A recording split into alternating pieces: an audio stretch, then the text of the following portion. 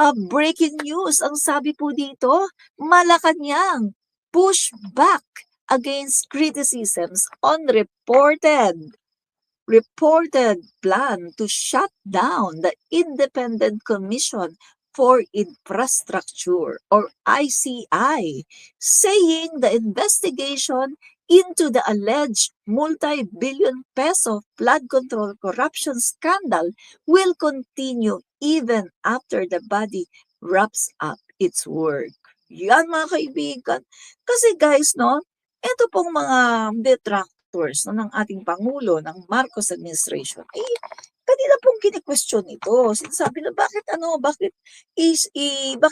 isa-shutdown na itong Independent Commission for Infra? Bakit isasarado na? Ay meron pang mga problema sa flood control. Hindi pa nga natatapos yung issue pagkatapos isasarado na, no? So yan po ang kanilang arguments. Pero mga kaibigan, eto po ang katotohanan, no? Ira-wrap up lang, ira-wrap up. Magra-wrap up na po sila sa kanilang mga ginawang investigation na marami na po silang naimbestigahan, guys, no? At in fact, mga kaibigan, malaki po ang kanilang accomplishments, mga kaibigan, no? Hindi na po natin isa-isahin ang kanilang mga accomplishments. At dahil po diyan sa kanilang mga investigasyon, yan po mga kaibigan, kaya marami po mga kayamanan ang na-freeze, no? Kayamanan ng mga Diskaya, ng mga Yap, at ng mga iba pa, at may mga air assets na talaga namang na-freeze at hindi po naibenta ng nina Saldico at saka nina Eric Yap, no? Kasi nga mga kaibigan, ito po ay dahil po sa investigasyon ng ICI. At marami na rin po mga rekomendasyon ang ICI, mga kaibigan, para ipagpatuloy yung pag-iimbestiga sa iba-ibang mga senador, no? So mamaya malalaman po natin yan, mga kaibigan, no? May mga trending po, guys, no? Ng mga senador ay sabihin na natin. Katulad na lang po, mga kaibigan, no?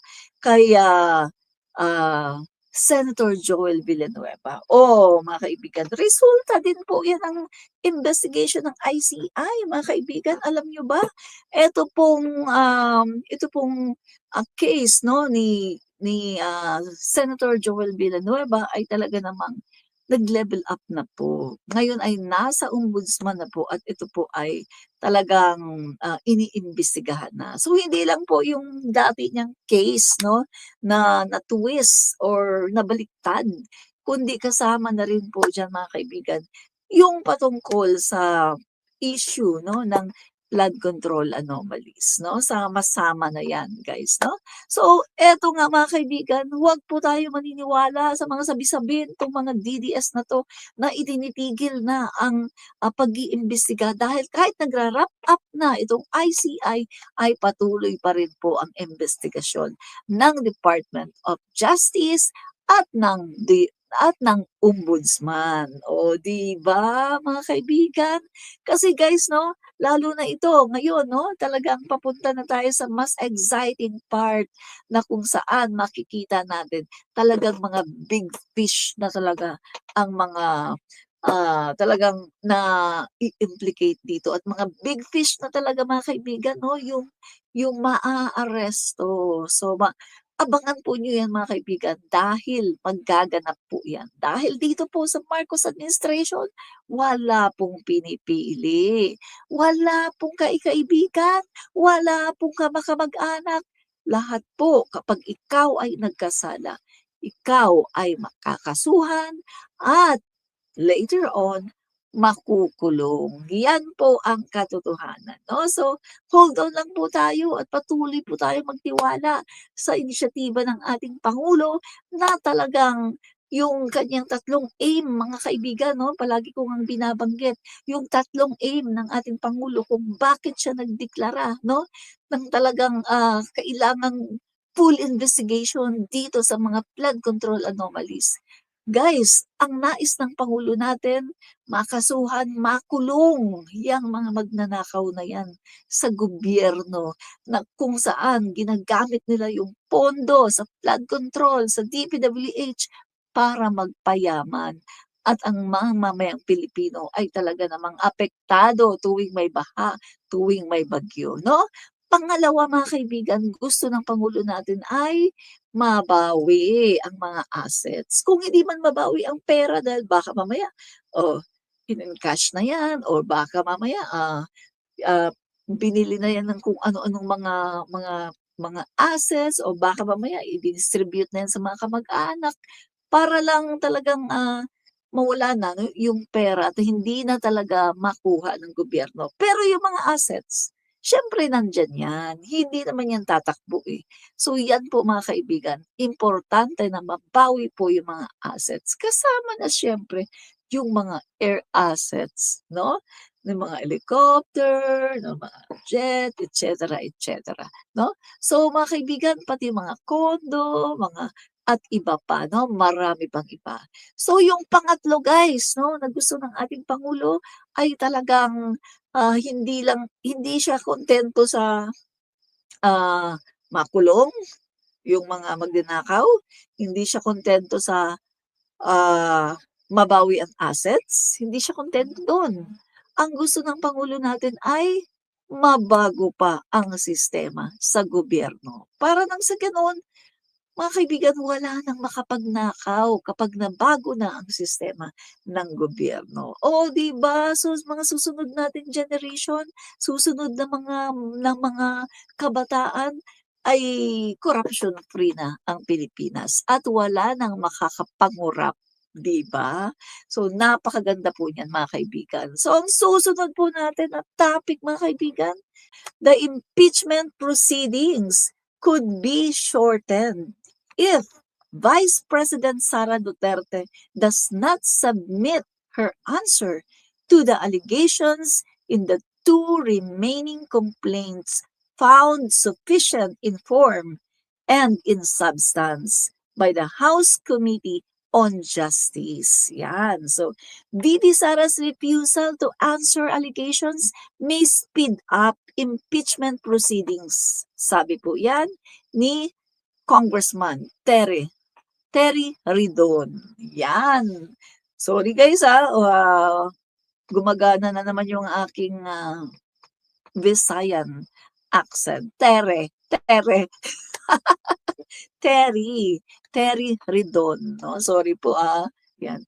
Magkasing ano po kami, magkasing, language po kami 'no ni VP Sara Duterte kasi ako rin po ay taga Mindanao, pero kami po ay Marcos, 'yan. Marcos po kami 'no, ayaw po namin ng Duterte.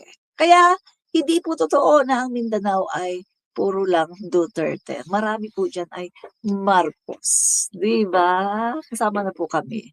So ayan nga mga kaibigan 'no, etong impeachment guys ay mapapadali kapag talagang hindi talaga na nag-submit 'no guys ang alam ko hanggang ngayon na lang yun, eh, 'no? Ang alam ko hanggang ngayon na lang, Monday, na dapat nag-submit siya. Naku, wala pa tayong update. Nag-submit ba siya 'tong Monday na 'to? Nag-submit ba siya ng kaniyang ng kaniyang, sagot? Kasi guys kakarating ko lang nakapag-submit na, okey. Marami pong salamat sa sagot kasi ako po this day ay talagang super busy pagkatapos, late na po ako 'no, nagbiyahe pagkatapos sa biyahe super, groggy, ako ay tulog. So, walang time para mag-browse 'no ng social media, ng Facebook. So, hindi ko alam kung nakapag-submit. So, salamat po sa reply, nakapag-submit naman. So, 'yan mga kaibigan, malamang natakot po siya mga kaibigan, natakot siya. Kasi nga po ang sinasabi po dito 'no ng mga kongresista na kapag hindi po siya nag-submit ng kaniyang, sagot ay mai-speed up, mas mapapadali po ang impeachment. Kasi ibig sabihin nun ay wini-waive na niya yung kaniyang karapatan para sumagot. Kasi guys, kapag sumagot siya na katulad ng ginawa niya kanina, sumagot naman pala siya 'no, nag-reply siya, ibig sabihin meron pa pong bibigyan pa siya ng ano 'yan, ng, duration, may duration pa 'yan para tingnan 'no, yung, busisiin yung kanyang sagot. Pero kung sakali na hindi siya sumagot kanina, mga kaibigan, wala na. Ibig sabihin nun, wini-waive na niya yung kanyang karapatan. Kumbaga, yung due process na binigay sa kanya ay binaliwala niya. So, mai-speed up po ang impeachment ni VP Sara Duterte. So, ibig sabihin, takot din pala siya. Takot din pala siya na mas mapabilis ang kanyang impeachment kasi sumagot siya, 'di ba? So, mabuti na lang talaga sumagot siya dahil kung hindi, ay naku, talagang, lagot talaga siya 'no, dahil talagang, mapapabilis ang kanyang impeachment. Naku, lalo na ngayon mga kaibigan 'no, na talagang naglalabasan na yung mga ebidensya laban sa kanya. Nakitang-kita na 'no, yung kanyang pagsisinungaling, yung kanyang pagsasabi na hindi daw niya kilala si Ramil Madriaga. Tapos eto guys 'no, naglalabasan na talaga yung mga ebidensya, yung screenshots, yung, bank details 'no, yung, merong nag-ano, 'di ba, merong nag-try, guys 'no, merong nag-try na mag-deposit doon sa, GCash at saka doon sa bank 'no, para lang tingnan kung talagang, talagang nandiyan talaga yung mga accounts na 'yan. At guys 'no, nag-push through, ibig sabihin talagang nandiyan 'yan, talagang legit 'no. Tapos meron pang conversations, yung text message, yung palitan ng kanilang mga conversation patungkol doon sa, bibigay no, pagde-deposit ng pera. So, kita mo mga kaibigan, ibig sabihin talagang nagsisinungaling si Vice President Sara Duterte. Tapos nag-viral pa yung kanyang, "Happy birthday, Sir Ram," 'di ba? Tapos, pinakita nga kahapon 'no, yung nag-live tayo kahapon, collab kami nina, Yolo, TPL3 at saka ni Banat Boy. 'Di ba pinakita si Ramil Madriaga kung saan siya ay nagtuturo 'no, tinuturuan niya mga kaibigan yung mga PSG. So, meaning to say mga kaibigan, si Ramil Madriaga hindi yung sinasabi nila na isang kidnapper lang, na isang kriminal. Guys 'no, meron siyang ano, meron siyang, isang malaking, papel 'no, sa Duterte administration. At maniniwala ba kayo guys na kung kriminal lang siya, maniniwala ba kayo na kukunin 'yan na, magkakaroon siya ng very important role sa, Duterte admin pagkatapos ipinakilala pa kay VP Sara Duterte at pinagkatiwalaan. Maniniwala ba kayo na kriminal lang siya? Mga kaibigan 'no, sa tingin ko ginipit lang talaga 'yan. Sa tingin ko guys 'no, ginipit lang talaga siya at sa tingin ko ha, ginawan lang talaga siya ng case no.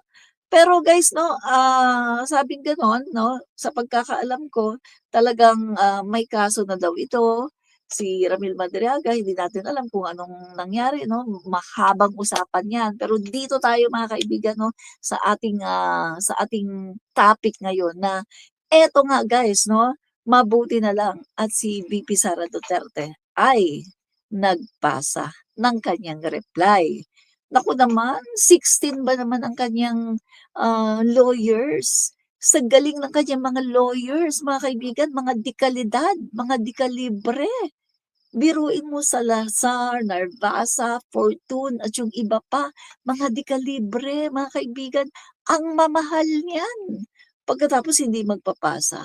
So mabuti na lang at talagang nagpasa siya ng kanyang sagot. Dahil kung hindi, sabi ko kanina, ay mapapabilis ang kanyang impeachment, 'no? So mga kaibigan, anong masasabi niyo? Paki-comment niyo nga dito ang inyong sagot, 'no? 'Yan, sa mga kababayan natin, gusto niyo ba na mapabilis ang impeachment ni VP Sara or gusto niyo ba na ma-impeach na talaga si VP Sara Duterte? 'Yan, paki-comment nga po ang inyong sagot, 'no? Marami pong salamat, 'no? So, eto mga kaibigan 'no, ang susunod po nating topic, 'yan, ay eto 'no. Alam niyo ba guys 'no, eto, LTFRB, approved fare increase. Naku, fare increase for provincial buses releases updated fare guide. O yun guys, no? So tingnan natin tong breaking news na to ha. Inilabas ng LTFRB ang updated na fare guide para sa provincial public utility buses na nagpapakita ng aprobadong provisional fare increases na sinisimulang ipatupad nitong March 14. So, 'pag naririnig natin, "Uy, tataas ang ano, tataas ang presyo ng, fare 'no, yung ating pamasahe tataas." Parang negative agad, 'di ba? Parang negative agad. Pero mga kaibigan, etong sasabihin ko sa inyo, mga nanonood dito sa atin, hindi lang naman dito sa Pilipinas nangyari, eh. Kasi mga kaibigan 'no, although malayo tayo, sinasabi natin malayo tayo sa Iran, sa malayo tayo sa US, sa Israel, sa Middle East, malayo tayo sa Saudi. Pero mga kaibigan, siyempre apektado tayo dahil hindi naman tayo talagang katulad nila na oil producing country, 'di ba? Although meron tayong mga geothermal, coal, meron tayong mga renewable energy, pero iba pa rin talaga yung oil producing country ka kasi kapag ganito mga kaibigan 'no, apektado 'no, yung pagtaas 'no ng presyo ng oil, mga kaibigan, kung tayo ay oil producing country hindi tayo masyadong makakaramdam. Pero dahil sa tayo ay, medyo umaasa 'no sa pag-aangkat ng oil dahil hindi naman tayo talaga, oil producing country, tayo mga kaibigan ay umaangkat ng oil 'no, sa ibang bansa, sa Middle East. Kaya apektado po talaga tayo at hindi lang po tayo ang apektado kundi ang buong mundo. Nakakaranas po ng pagtaas ng mga basic goods, mga services, pagtaas po ng presyo at ng mga, pamasahe sa transportation. So, sabi nga ng isang kasabihan 'no, sa Pilipino, "Kapag maiksi ang kumot, magtiis, mamaluktot." At tsaka mga kaibigan, hindi naman ito forever, eh, 'no? Hindi ito forever na magiging ganito. Dahil eto po naman ay may katapusan itong mga giyerang 'to. Pagkatapos ng unos, siyempre may liwanag. Pagkatapos ng hirap, siyempre may ginhawa. So habang habang nakakaranas tayo ng krisis, dapat ay matuto tayong mag-adjust. Kasi tayo naman mga Pilipino resilient tayo, 'di ba? Oh, mag-adjust tayo mga kaibigan 'no? So katulad ng sinasabi ng ating pangulo, BBM, siyempre kahit na nagbibigay siya 'no ng fuel subsidy 'no, sa mga sektor na talagang nangangailangan 'no, 5,000 'no, fuel subsidy sa mga tricycle drivers, PUV drivers, bus drivers, sa mga mangingisda, magsasaka at, iba-iba pang mga sektor. Pero mga kaibigan 'no, kahit ganito na merong, ayuda na 5,000 na ibibigay, siyempre guys 'no, nandiyan pa rin talaga yung pagtaas. Pagtaas ng pamasahe at ng iba-ibang mga basic commodities dahil ang sabi nga, once na tumaas ang langis, expected mo lahat tumataas. Yun po yun guys 'no. So eto, habang ganito po ang nangyayari sa buong mundo, 'wag na po tayong magreklamo. Matuto na lang po tayo na maging ano, maka-adapt tayo 'no, sa kung ano yung nangyayari sa ating environment. Yan naman ang Pilipino, eh. Tayo po ay very resilient at adaptable po tayo sa lahat po ng mga nangyayaring krisis dito sa ating bayan at maging sa ibang bansa, nakaka-adapt po tayo sa environment kahit ano pa yan. At matiisin po tayo guys 'no, although siyempre sabi nila, "Eh, hindi naman puwedeng lagi lang tayo nagtitiis." Pero given mga kaibigan, na 'pag dumadating talaga ang mga krisis, dapat talaga na matuto tayo din na, ah, magtiis. Kasi hindi naman ito forever, 'di ba? Tiis-tiis muna tayo habang maiksi ang kumot, matuto tayong mamaluktot 'no? Katulad ng sabi ng pangulo natin, tipid-tipid muna tayo. 'Wag nating gayahin yung sinabi ng Vice Presidente na sa pagtitipid 'wag mag-carpooling, sa pagtitipid 'wag kayong magba-bike.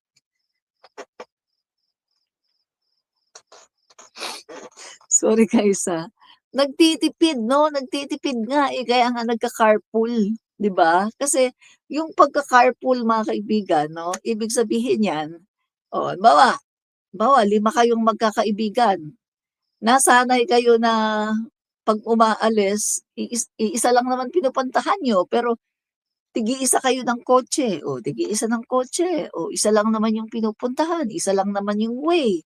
Pero sa pagka-carpooling mga kaibigan, andiyan yung, "Oh, sige carpool na lang tayo. O sige ganito, hati-hati tayo ng gasolina. O tutal ano, ako papunta ako ng EDSA, o ikaw papunta ka ng Guadalupe, ikaw naman Mandaluyong.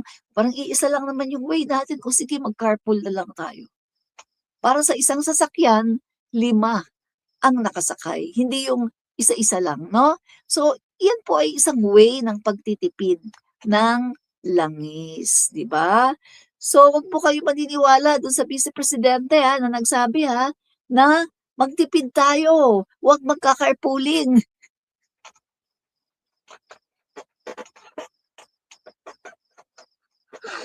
Magtipid tayo, wag magba-bike. Pero wag ka, magtipid daw tayo, pero siya nakita, naka-helicopter. Magtipid daw tayo 'no, pero unang putok ng missile nandun siya sa Thailand. Pagkatapos tayo ang gumagastos ng kanyang mga VPSG. 'Yan mga kaibigan, totoo 'yan. Tayo ang gumagastos ng kanyang BPSG. Oh, 'di ba? Kapal moks, 'di ba? Oh, pupunta siya sa ibang bansa pagkatapos tayo gagastos ng sa BPSG niya, sa kanyang ah, mga staff, tayo ang gagastos. Oh, 'di ba? Ano ginagawa niya sa ibang bansa? Oh, ano ginagawa niya sa ibang bansa, guys? Oh, manira. Manirang puri, mangampanya, early campaign mga kaibigan 'no. Alam niyo mga kaibigan 'no, segue lang tayo sa ating, topic 'no. Etong si Vice President Sara Duterte, ano, supposed to be as Vice President of the Philippines, dapat ang ginagawa niya ngayon assist 'no, mag-assist sa pangulo, tulungan ang pangulo, paano, i-solve yung mga problema ng bansa, 'di ba? Kasi Vice President ka, 'no? Kung meron kang initiative, hindi mo paninindigan na, "Ay, Vice President of the Philippines, uupo lang ako dito, mag-aantay lang ako kailan mawawala ang pangulo."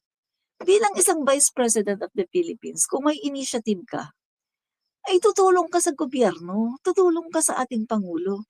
Pero anong ginawa ni VP Sara Duterte? Hindi po siya tumutulong totally. 'No, totally hindi po siya tumutulong. Ang ginagawa po 'no ni Vice President Sara Duterte ay pumunta sa ibang bansa, iba-ibang bansa, mangampanya, i-secure ang boto ng mga OFW para siyempre para 'yan sa 2028 election. Ganyan 'yan si Vice President Sara Duterte 'no. So mga kaibigan, lahat ng ginagawa niya ngayon ay puro na lang talaga para sa pangangampanya 'no. So mga kaibigan, tingnan lang natin itong itong reply 'no ni Vice President Sara Duterte. Tingnan lang natin 'no. So nakalagay po dito 'no guys, sa balita, the camp of Vice President Sara Duterte has submitted her official reply to the House Justice Committee on Monday, questioning the proceedings and calling them a violation of her right to due process. Ay, true. Bugok talaga. Bugok. Oh, mga kaibigan, ganito yung mga tao na may kasalanan. Eto yung mga tao na may kasalanan. Alam niyo kung bakit? Instead na sumagot patungkol dun sa mga kini-question sa kanya, patungkol doon sa mga, problema 'no, na mga, sa mga confidential funds. Yung mga, audit report ng COA, kung ano yung nakalagay dapat mga kaibigan 'no, doon sa complaint, sasagutin niya dapat. Pero anong ginagawa niya? Oh, katulad ng ginawa niya last year as usual, mga kaibigan 'no? Parang kine-question-nan na naman niya yung process, yung, kesyo yung kanyang ano, yung kanyang rights ay na-violate. Ganito na naman mga kaibigan, akala ko ba gusto niya ng bloodbath 'no, bloodbath. Eh, mukhang hindi naman bloodbath ang gusto niya kundi bubble bath 'no? So, tingnan natin guys, sabi niya, yun nga mga kaibigan 'no, kine-question niya yung proceedings at tinawag ito na violation of her right to due process. Anong violation? Oy, Sarah. Sarah, anong violation diyan? Kaya nga binibigyan ka nga ng pagkakataon 'di ba, para sumagot. Oh, inantay ka nga 'di ba? Oh, tapos yung last day mo inantay ka, oh 'yan, oh. Hindi hindi naman basta-basta lang na, "Oh, eto, oh, ipasa na natin 'to sa Senado. O sige tuloy-tuloy na ang impeachment." Hindi naman, eh. Binigyan ka ng pagkakataon. So, bakit sasabihin mo na bina-violate ang iyong right sa due process? Ang sabihin mo, talagang guilty ka kaya hindi ka talaga makapag-reply ng tama gamit ang facts. So, ang ginagawa mo na lang ay questionin yung mga technicalities, questionin yung mga due process na sinasabi mo na talaga namang binigyan ka naman talaga ng due process, 'no? So, tingnan nga natin guys ito, sabi pa niya, tingnan lang natin, okey.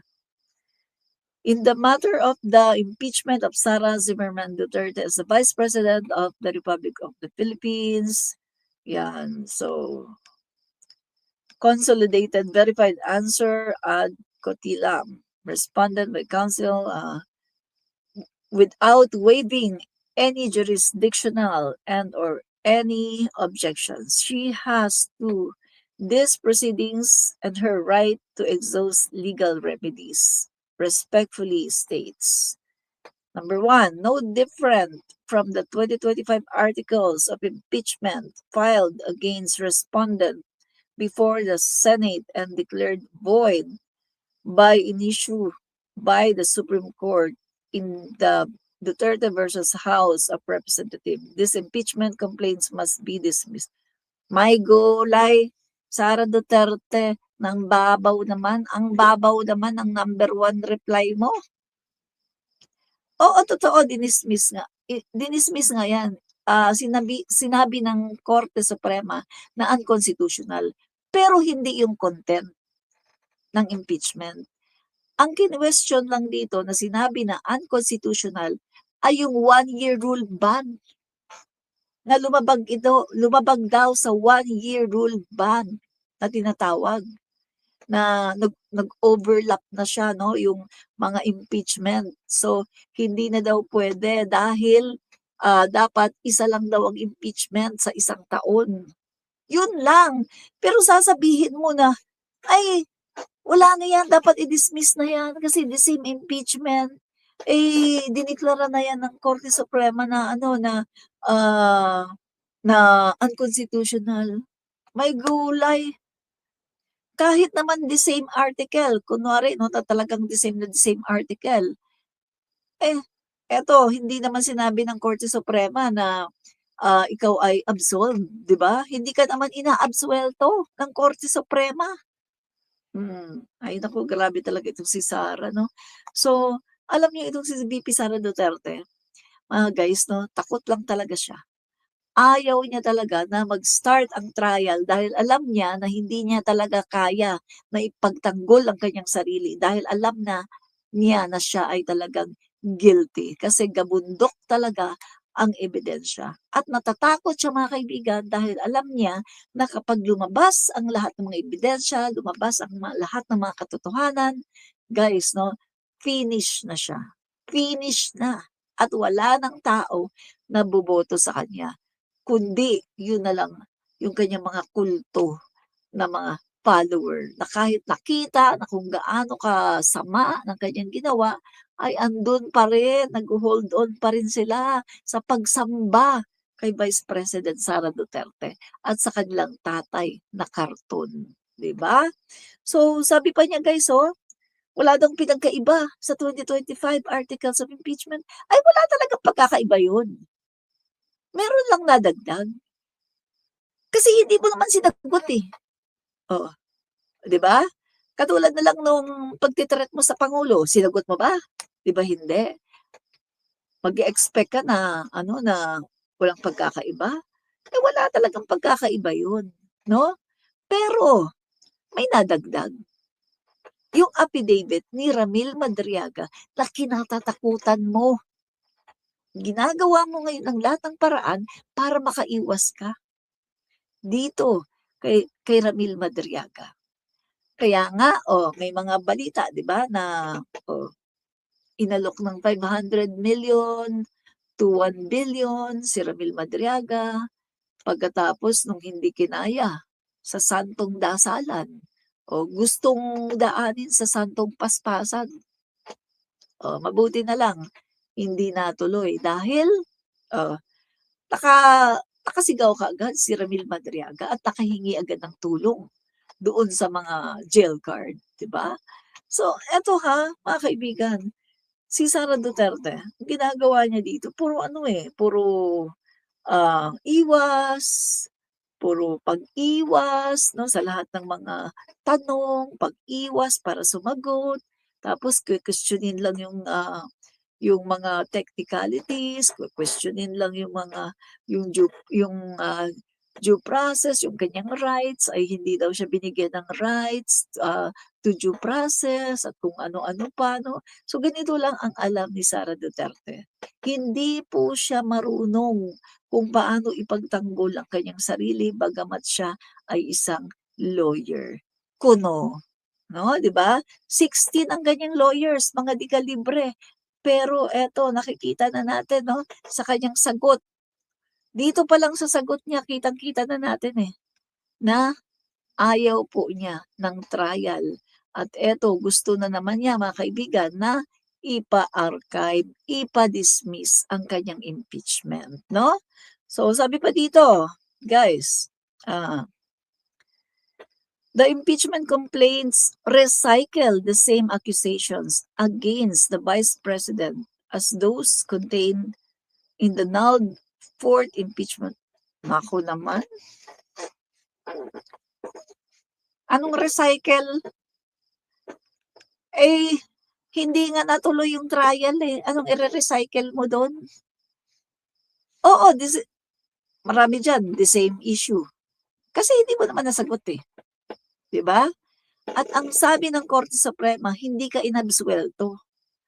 So ano yun, idi-dismiss na lang natin? Ano yun, balewalain na lang? Hindi puwede yun. Hindi ka dito makakatakas dahil ang sambayan ng Pilipino ay gigil na sa'yo. Gigil na at gustong-gusto ka na ma-impeach ng sambayan ng Pilipino. Kaya hindi ka na dito makakatakas. 'Di ba? Ay naku, talaga naman. Okay mga guys 'no? So, tuloy natin yung ating, topic, 'yan. So, tingnan natin mga kaibigan 'no, kung ano ang, mangyayari nito sa mga susunod na mga araw dito sa impeachment 'no, ni Vice President Sara Duterte, 'yan. So, ayan nga mga kaibigan 'no, mabalik lang tayo 'no, lagyan lang natin ng conclusion 'no, yung patungkol sa pagtaas 'no ng fare. 'no. So mga kaibigan, hindi lang ito nangyayari ngayon, 'no. Marami pong beses 'no, marami pong, pangyayari sa history ng Pilipinas na kung saan po ay, tayo ay naapektuhan sa pagtaas 'no ng, presyo ng langis sa pandaigdigan. So, apektado po ang Pilipinas. Pero ang kagandahan lang po ngayon sa ating pong Pangulo, BBM, dahil ang Pangulo po natin ay hindi natutulog sa pansitan. Siya po ay gumagawa at gumagawa po ng solusyon. Remember the past administration, si Digong, ang sabi ni Digong, ulitin ko na naman, wala akong magagawa. Wala akong magagawa sa pagtaas ng langis, ng presyo ng langis. Kahit i-crucify niyo pa ako. Yan po ang sabi ni Duterte.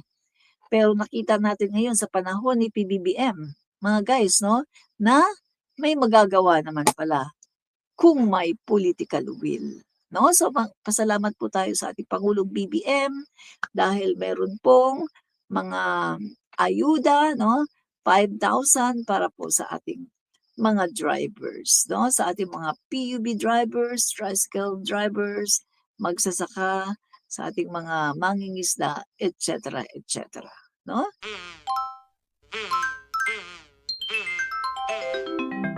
Kakulango.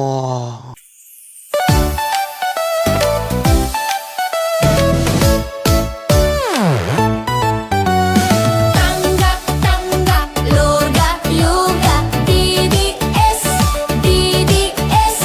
Dating nyo ay karton, dating nyo ay karton. Duterte, Duterte. Tanggap, tanggap, luga, luga, DDS, DDS. Dating nyo ay karton, dating nyo ay karton. Duterte, Duterte. Ayan na sila, ayan na sila. May leta na peke, may leta na peke. Ayan na sila, ayan na sila. May leta na peke, may leta na peke.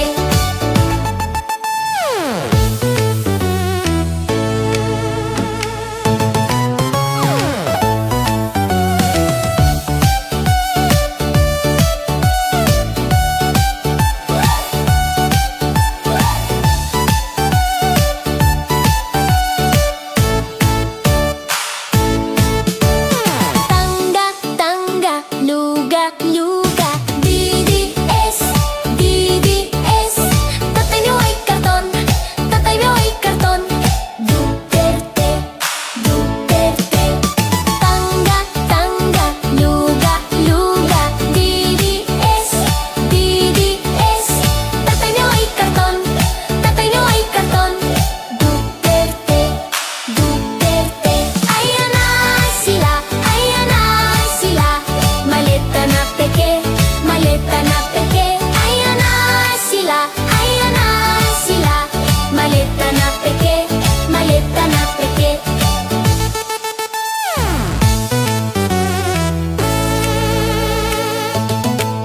Sara nababali na siya. Sara nababali na siya. Digong masusunog na siya. Digong masusunog na sa tangga, tangga, luga, luga, DDS, DDS. Tatay nyo ay karton, tatay nyo ay karton. Duterte, Duterte.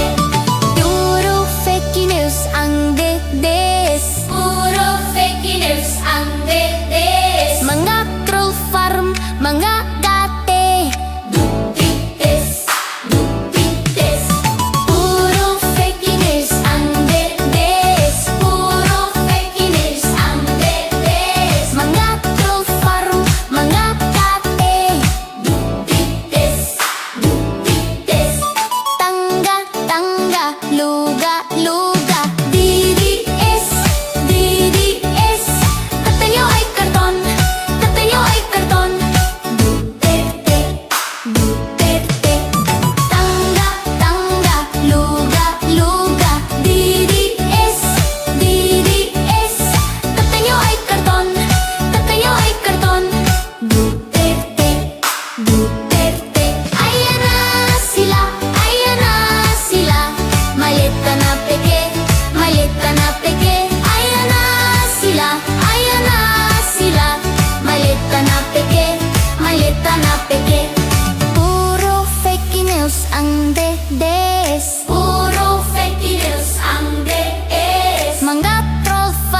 Mangga